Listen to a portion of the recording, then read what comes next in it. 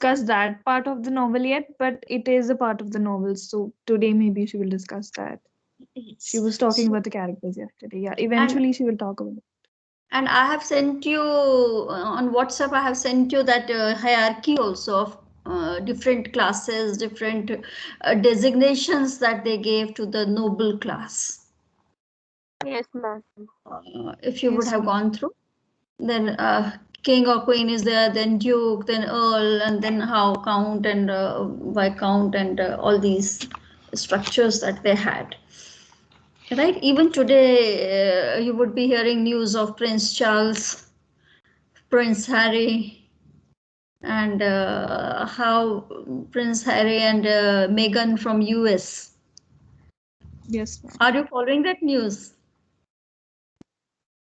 It's a great Yes, ma'am. change that how they. Last year it was very famous about Meghan Markle and Yeah, uh, so such kind of marriages were not approved by royalty a few years back. You know,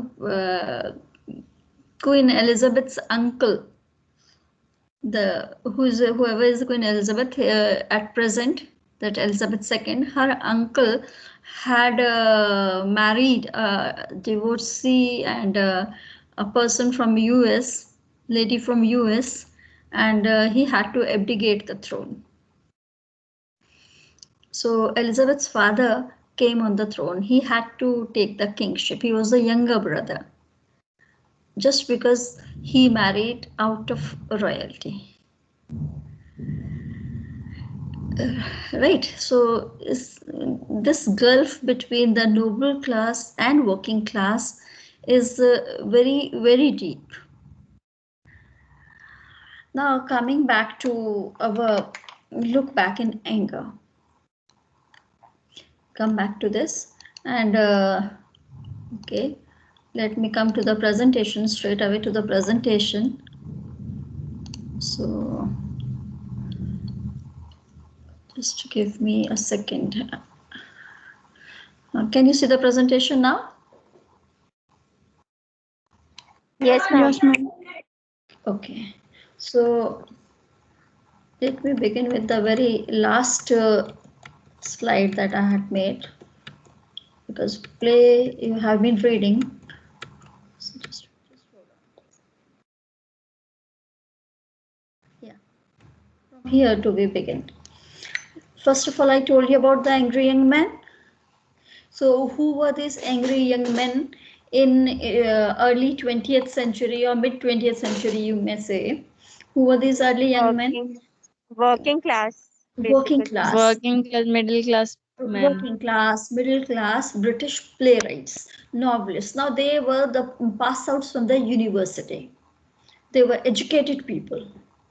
Working class people from working class, these men had got education in universities, so they were educated people, and so through their writings, through their literature, through their dramas, they attempted to bring the working class in the center, right?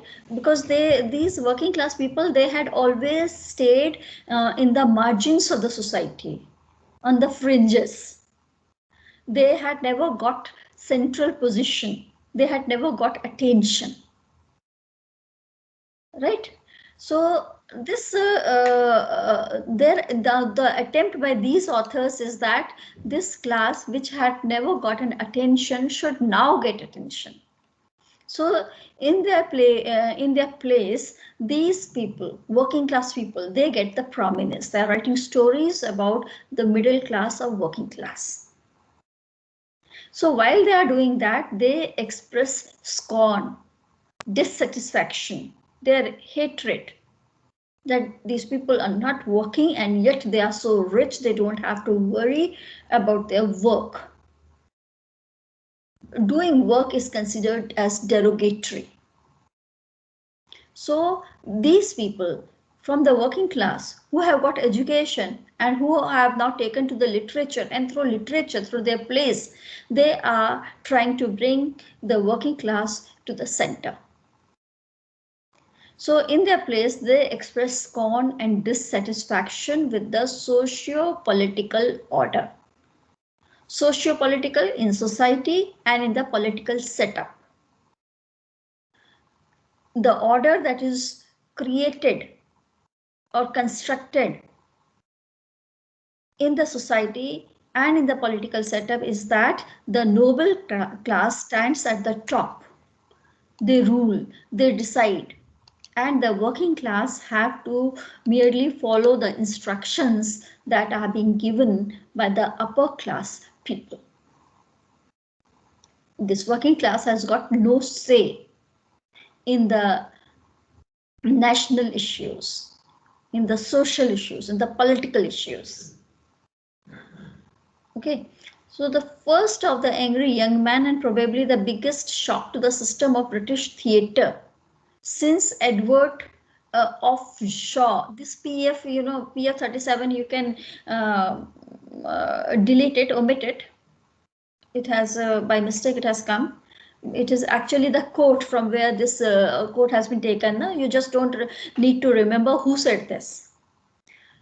That the first of the angry young men, our author John Osborne is the first of the angry young men, and he is a shock to the British theatre because no one was talking about working class, and John Osborne happens to be the first writer who talks about working class in the British society through his plays. Right? Shaw was talking about realism, but he was talking about noble class. So whose quote is this? You need not remember the name. So that is what I have omitted, and PF 37 you can omit it. That is a source from where I have taken, but you need not take that. Yes. जो inverted commas में दिया है ना, this is a sentence by some author. Author का नाम आप नहीं लिख रहे हो तो कोई बात नहीं, बस उसको inverted comma में लिखना. This shows that some critic has called Osborne the first angry young man. Okay, now the new term naturalism we had been discussing, realism we had been discussing. Now comes the new term, neo-naturalism. What is neo-naturalism? It stands somewhere between realistic theatre and naturalistic theatre. The difference basic is again this, that the working class has come to the center in neo-naturalism. Post-war England is showed in neo-naturalism. This term came after World War. So after the Second World War, what was the structure of the society? What changes came in the structure of the society? Who were the people who were shouting, who were rebelling, who were raising their voices after Second World War? They are brought to the center. And this neo-naturalism also includes cooked up devices. Cooked up devices means many, that is what, kitchen sink drama. Such devices have come that showing how the things are working at home. These things are shown, that how this is a device that the first act begins with the Ellison with an doing ironing at home, and the next act also starts, but here Ellison is replaced by Helena. So these are all devices. Then second phase of English realism. Neo-naturalism is also called second phase of English because they are showing the reality, but the reality of working class. First phase showed the reality of noble class, and it was shown by Bernard Shaw. All the rich houses with gardens and flowers, and they would be describing the how the garden is so, the people are working there lavish, and these things were shown by Bernard Shaw. But here in this neo-naturalism, these plays are taking place in flats, in apartments. That shows it's living in apartment itself becomes a symbol of being middle class. Right now don't compare it कि अगर आप बोलने लगो कि ग्वालियर में कुछ flats ma'am 1 crore के हैं और मकान तो 30 लाख का भी मिल जाएगा, 40 lakh, don't talk about this. We are talking about the society of England after Second World War. Now this is 21st century. This is post-modern age. Things have changed now. Rich people do buy flats, and there are people who are still living in feudal society kind of big mansions in villages. Right? So it doesn't mean that poor, you cannot demarcate कि flat में रहने वाले लोग ऐसे और बड़े मकानों में रहने वाले लोग ऐसे. You just can't do that now. But in post World War, Second World War situation, this was the way people lived in. In cities, they could not afford big houses, so they stayed in flats, lived in flats. Right? So that is the difference between naturalism and neo-naturalism. Neo-naturalism में kitchen sink drama एक नया phrase आया. And this is how you could divide that women are found in kitchen, men are found in living rooms. This itself is a device that tells that which place is a place where which is a public space and which is a private space. Presence of women in private spaces and presence of men in public spaces. Women, when they move out in public space, then they are considered to be that they are helpless. That kind of society. Now the setting. Ma'am, Yes. ma'am, Shaurya, this side. Ma'am, Shaurya. it means that kitchen sink drama has derived from new naturalism. Like it's a concept of new naturalism It's a itself. concept of new naturalism, yes. Okay. Okay, so that means neo-naturalism is an umbrella term, and under that umbrella comes kitchen Yes, ma'am. sink drama, right? Okay. Thank you, Okay, ma'am. all right. Now the setting of the drama you see is a flat, and this flat, attic flat, ऊपर है, थोड़ा सा अलग है. So this attic flat, it's a very small flat from which the inhabitants want to, whoever the 3 members of the family who are living there, they want to escape. But to where? They have got no place to go, and hence they are staying back here. So they are all frustrated. Okay, there are very few characters. It's a one small group. Ellison is one. We all know who Ellison is. Ellison's mother. She represents sophistication and upper middle class. How women in upper middle class lived. We come to know about this through the dialogues that take place between the characters. Father, we know he's a colonel. Then Helena and Jimmy.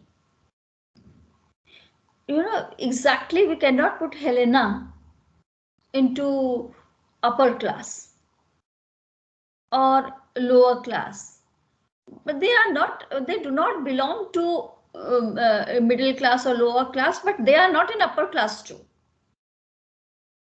Helena, who belongs to, she becomes the a symbol of upper class because the way she carries herself.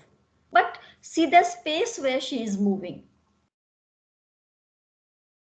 Since she is an artist, so she has to, she plays at different places. So she is one who is coming step down. Just because of this, I just moved to, I gave you the example of Meghan and Harry. Or I gave you the example of Elizabeth's father's brother, who had to abdicate the throne. Abdicate means who had to leave the throne. He had to leave the throne because he was marrying a woman who did not belong to royalties. That means he came step down. अब आपने royalty के बाहर शादी कर ली तो आपका demotion हो गया, तो अब आप किंग नहीं बन सकते. So to this category, which is neither upper class, noble class nor middle class, Helena and Jimmy, they belong to this category. Jimmy is educated, so exactly he's not lower class, but he has a sweet shop. Cliff belongs to lower class. right? Jimmy has moved up by marrying Ellison also. Then comes Hugh. Hugh and Hugh's mother. They are from lower class. Now see how, because the writer is trying to bring lower class and middle class into the center, so Hugh and Hugh's mother, they are shown to be carrying some warmth, some sympathy. They give shelter to Ellison and Jimmy after marriage. They have got nowhere to go. Jimmy is so poor that he doesn't have his home. He is homeless also. So after marriage, they come and stay with Hugh and Hugh's mother. So they sympathize with Ellison and Jimmy. Right. So what does Jimmy represent in the play? Jimmy represents confusion. He is always confused. He tries to, as you go in Act 2 or 3, he tries to go to Ellison's parties. He has made friendship with Nigel and he goes there and he tries to meet people, he and along with his friend Hugh.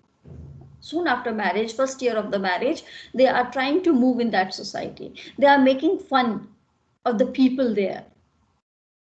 Hugh has also attempted to, molest women there, because they just can't control themselves in such parties. They see so many refined things there, and wines, and even women are moving there. There is a lot of dancing and music, and there people are enjoying there, and these people, they cannot afford these things, so there also they sometimes engage in brawls.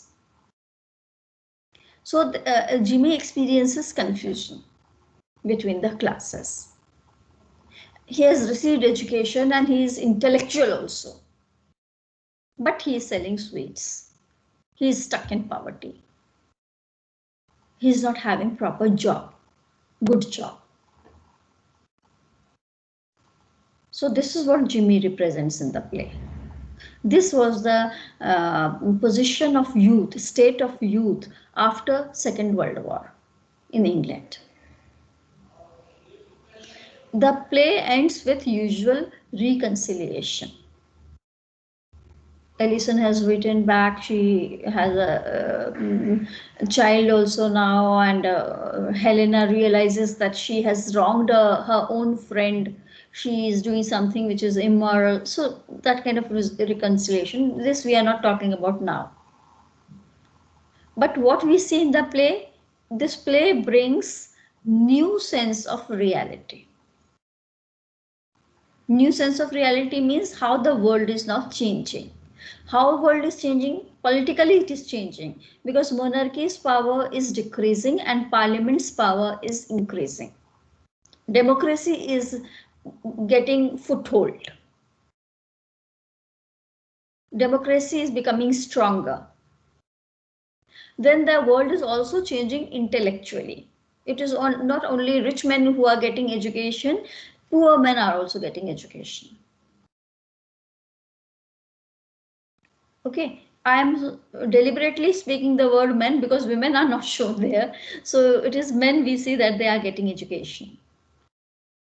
And socially also the world is changing. Because working class is getting, it's not exactly that they have achieved, but they are struggling to achieve dignity. Now these all things, this especially realized through the character Jimmy Porter, who expresses his disillusionment and ideas through highly rhetorical, violent and blazing. You just go through the dialogues of Jimmy. You will find that Jimmy always pours out his bitterness, his frustration, his anger. So whatever he's saying is rhetorical. Rhetorical means he does not expect answers. He just poses the questions. The questions itself are answers in themselves. पूछ नहीं रहा है किसी से, declare कर रहा है question के फॉर्म में, जब बातें आर्ग्यूमेंट्स देता है वो. They are all very blazing, fiery speech. Okay. then there is stress on the weakness and unsureness of Jimmy. He appears to be weak. He's frustrated. He has got so many ideas, but he's not able to do anything. And so he's so unsure about himself also. तो इतना जो चिल्लाकर बोलता है, fiery बोलता है, violent बोलता है, दिस ऑल वर्बल फोर्स, ये जो एनर्जी है वो आ कहाँ से रही है? It's not coming from positive source. This is actually coming from his tension, nervous tension. Okay, so physically how he seems to be, he's tall, he's shown to be a tall person who is thin, and he goes on smoking pipe. So smoking pipe itself was also, you know, one of the symbol of having power. So he smokes pipe, he's tall, thin, but then he is so weak inside, he's so unsure, he's so helpless, he's so nervous, he's always in worry, in tension. And the speech also, that he is not powerful, it is violent. Right? So that speech is also violent. Then, in order to present awareness, Jimmy is first seen reading Sunday papers. So Sunday papers, I told you, is very symbolic. Papers अगर किसी के घर में रखे हुए हैं, इसका मतलब वो पेपर पढ़ रहा है, उसको मालूम है कि वर्ल्ड में आसपास क्या चल रहा है. So he is aware. Then what kind of conversation does he have? He talks about T.S. Eliot. अब किसी के घर में ड्राइंग रूम में अगर इन लिटरेरी राइटर्स की बातें चल रही है, right? तो what does this show? This shows that the home has got an intellectual environment. Intellectuals live here, right? So Yes, ma'am. Ellison is also educated. Ellison and Jimmy, they were and Cliff, they all were studied together. But Ellison is not shown to be working. She is housewife. She stays in kitchen. She irons the clothes. It is Jimmy who goes to sweet shop. So he is earning money. But basically at home there is an intellectual environment. There is awareness. They know what's happening with the world. Right?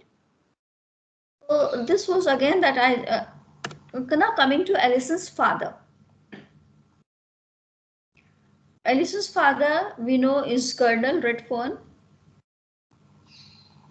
and his returning back to England is a symbol that now British Empire is declining. Why declining? Because the countries who were colonized, they are now gaining independence. They are now gaining freedom. And so once when it was said that sun never sets upon British Empire, ये कहावत सुनी है आपने? Sun never sets upon British Empire. Why was it said? Because from one part of the globe to the other end of the globe, British people were ruling. तो sunset British England में हो जाता था, लेकिन उस समय जब sunset England में होता था, इंडिया में तो नहीं होता था, ऑस्ट्रेलिया में तो नहीं होता था. तो ब्रिटिश एम्पायर तो इंडिया भी ब्रिटिश एम्पायर के अंडर में आता था, ऑस्ट्रेलिया भी आता था, अफ्रीका भी आता था. तो sun never set upon British empire. लेकिन अब क्या, there is a decline of British empire. They are losing their hold over different nations of the world. And there is nostalgia for British Empire. Nostalgia means हम कितने महान थे कि हमने पूरे वर्ल्ड पे कब्जा कर रखा था. तो वो जो प्राइड है ना, वो खत्म हो रही है. तो nostalgia, याद आता है वो period. So this is what Allison's father represents. The colonel, he was stationed for many years in India, a symbol of Britain's imperial reach into the world. Britain के जो imperial powers थे, जो empire था, वो कहाँ से कहाँ तक फैला हुआ था. So that is symbolized in the character of Colonel Redfern. The Edwardian age, which corresponded to Britain's height of power. जब Edwardian age था, Edward rule कर रहा था. This had been the happiest period of his life. His nostalgia is representative of the denial that Osborne sees in the psyche of British people. Denial मतलब जितना वो पुराने time में, अगर कोई आदमी पुराने समय में बहुत डूबा रहे, हमेशा पास्ट की ही बात करता रहा, इसका मतलब वो प्रेजेंट को डिनाई कर रहा है.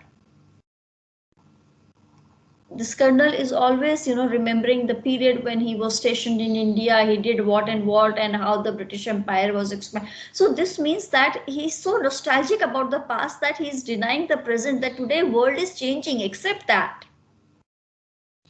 When these online classes were started in this COVID period, there was a lot of denial. People did not want to learn computers. Why should we learn computer? We are the people of literature. We are the people of arts. But then world is changing.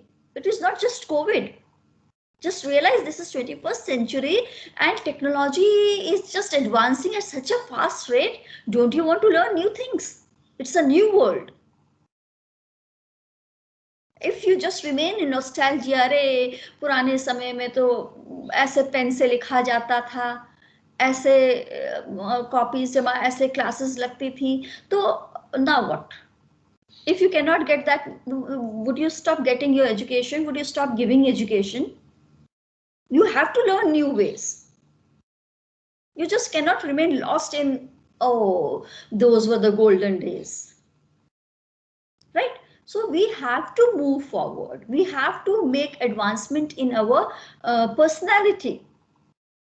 But Colonel Redfern is just stuck at one place. So he is representative of the denial that Osborne sees in the psyche of British people. These British people, they are denying that they have lost their powers. Now they are helpless. Nations are gaining freedom. Now no more you are imperialistic nations. That imperialism will now not last forever. It is ending. It's a new age. Colonel Redfern does not realize this. The world has moved on into an American age, he argues. What does this American age represent? American age represents liberation. That a person... Democracy. A man, that is what American dream, this term is also used so much, American dream. What is this American dream about? What does it symbolize? That if a person wants to do something, he is at liberty, he can work towards that. America is considered to be the land of opportunity. The land will give you opportunity, and if you have potential, then you can realize your dreams. This is what Osborne says. And the people of nation cannot understand why they are no longer the world's greatest power. These British people. So he was a military leader in India for many years before returning with his family to England. Now he has come back to England. This is the last slide that we are taking for today. The significance of Jimmy's trumpet playing in the play. From the very Act 1, we see him playing trumpet. So this is Jimmy's trumpet playing is an allusion to the 21st century British fascination for Black American jazz culture. What is this jazz culture and who are the Black Americans? This is something that you will find out. Ma'am, jazz is a type. Sorry, ma'am. Yeah. Yes. Come on, you can say. Yeah, ma'am, jazz is a type of music that I know, and Black Americans are, I guess, Black Americans. But I don't know much about, I don't know anything about the culture. This is important because Jimmy's trumpet, that is a symbol for what kind of culture this working class was trying to bring in. So just do a small research over this term. Then we'll be discussing this tomorrow. Okay. So when Jimmy plays the trumpet, This represents his affinity for a culture which he believes is truly alive. So which culture he's talking about? Right. So this is a common theme in several works of mid-20th, the white English culture from literature to popular music. You know, even in literature they had divided elite literature and popular literature. Pop culture कहते हैं ना, तो pop music बोलते हैं. तो what is this pop music? Pop is a short form of popular. Pop culture, popular culture. So there is one term which is called elite culture. Elite culture means what the noble class followed, how we should eat, how we should drink, how we should dance, how we should sit, stand, move in the public, okay, how we should talk.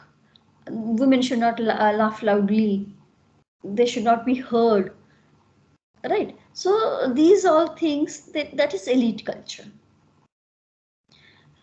Now, popular culture is what?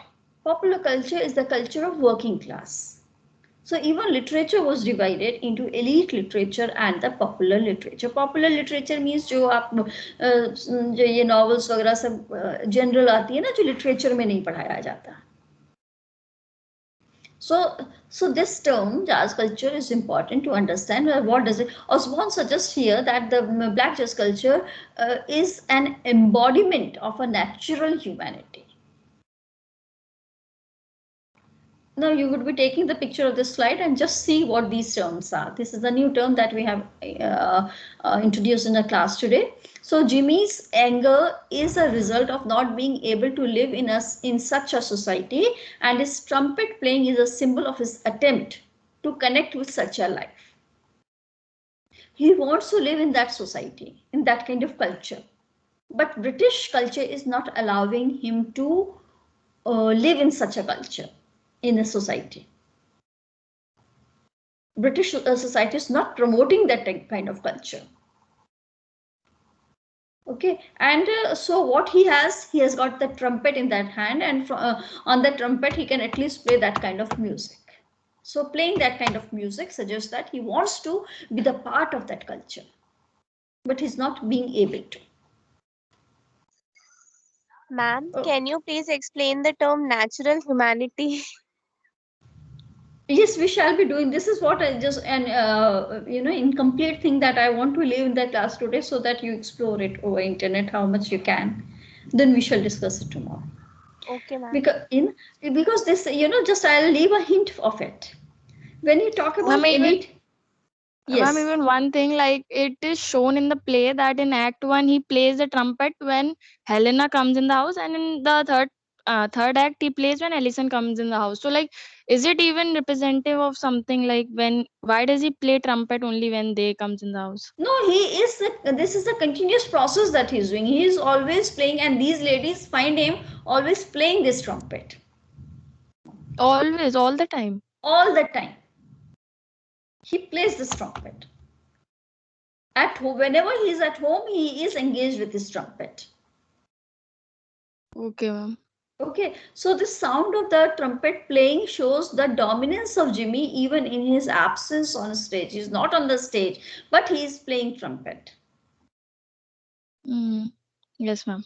Right. So this shows his dominance, that where he wants to make his presence, what he wants to tell, the message that he wants to convey to the people. So this trumpet becomes very symbolic in the play. He wants through trumpet is a means that he cannot join that culture. So in that culture, trumpet is a part of that culture. So he is just stuck to that trumpet, and he goes on playing that trumpet every time, all the time. Right? So that means how hard he wants that such a culture should gain momentum in British society, which seems to be not natural. There's artificial humanity in British society, because that is elite culture, and elite culture will tell you how to be civilized, how to live life, and all those things that how to control your natural feelings and emotions. You cannot talk about your natural feelings and emotions in public. But openly you cannot cry, openly you cannot laugh. So what kind of humanity elite culture wants? And Jimmy is all against that kind of humanity. Suppressing one's natural emotions, natural thoughts, natural needs, natural urges. These natural things should be suppressed. Humanity or mankind should suppress such things. This is what British elite culture is all about. Ma'am, You it is see, somewhere related to Osborne's idea of real life. yes, and since you are doing Pride and Prejudice also at present in parallel, so just see when that aunt of, that character is Colin, na? The nephew in Mr. the Colin. family, Yeah, Mr. yeah. Colin. So Yes, his ma'am. aunt is actually the embodiment of that elite culture of British during that time. She tells Elizabeth and other girls that how piano playing is essential for girls. They should know how to play piano.